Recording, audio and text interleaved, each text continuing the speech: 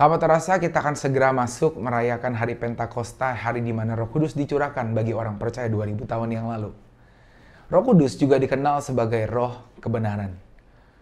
Dalam Yohanes 16 ayat 13 firman Tuhan mengatakan, tetapi apabila ia datang, yaitu Roh Kudus datang, yaitu roh kebenaran, ia akan memimpin kamu kepada seluruh kebenaran. Kebenaran ini mengarah kepada firman Tuhan. Apa maksudnya Roh Kudus memimpin kita kepada seluruh kebenaran? Yang pertama, Roh Kudus lah yang menciptakan hasrat akan kebenaran, hasrat akan firman Tuhan. Kalau Anda dan saya memiliki sebuah hasrat, kerinduan untuk membaca firman, meneliti firman Tuhan, itu adalah karya Roh Kudus. Seperti dalam Filipi 2 ayat yang ke-13 yang mengatakan bahwa Allah lah yang mengerjakan di dalam kita baik kemauan maupun pekerjaan menurut kerelaannya. Yang kedua, Roh Kudus bukan hanya menciptakan hasrat, tetapi dia juga menolong kita untuk kita memahami firman Tuhan. Jadi kalau Anda dan saya, ketika kita membaca firman dalam saat teduh kita, atau ketika kita mendengar firman dari khotbah-khotbah disampaikan, kalau kita dapat memahami firman dan sampai ke dalam hati kita dan mengubah hidup kita, itu adalah karya Roh Kudus. Kalau Anda hanya sekedar mengerti, itu hanya akal pikiran kita. Tapi saya percaya kalau firman itu sampai masuk ke dalam hati kita dan mengubah kehidupan kita, itu adalah karya Roh Kudus.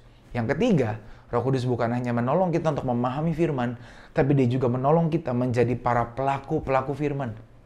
Seperti dalam 1 Tesalonika 1 ayat yang ke-6, firman Tuhan berkata bahwa kita dapat menjadi penurut-penurut Tuhan itu semua dengan pertolongan Roh Kudus.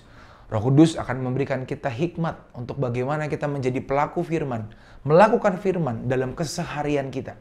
Dia bukan hanya memberikan kita hikmat untuk memahami, tapi bagaimana kita dapat mempraktekkan firman itu dalam keseharian kita. Dan yang keempat, Roh Kudus yang juga mengobarkan semangat kita untuk kita bukan hanya menjadi para pelaku, bukan hanya memahami firman, tapi kita menjadi para pemberita-pemberita kebenaran, pemberita-pemberita firman Tuhan. Seperti para rasul dalam kitab Kisah Para Rasul, mereka bukan hanya bertekun di dalam memahami firman dan dalam pengajaran, tapi mereka setia untuk mewartakan kebenaran, mewartakan firman Tuhan. Itu adalah karya Roh Kudus.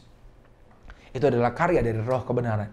Walaupun mereka menghadapi tekanan yang begitu luar biasa, tetapi dalam beberapa bagian kita melihat ketika mereka sungguh berdoa meminta tuntunan Roh Kudus, maka Roh Kudus mengobarkan kembali keberanian untuk memberitakan firman Tuhan. Dan pada akhirnya, Roh Kudus akan menuntun kita kepada Kristus. Seperti dalam Yohanes 16 ayat yang ke-14 mengatakan bahwa roh kebenaran itu akan memuliakan Kristus. Roh kebenaran akan membuat kita semakin hari semakin mencintai dan memuliakan Kristus. Haleluya.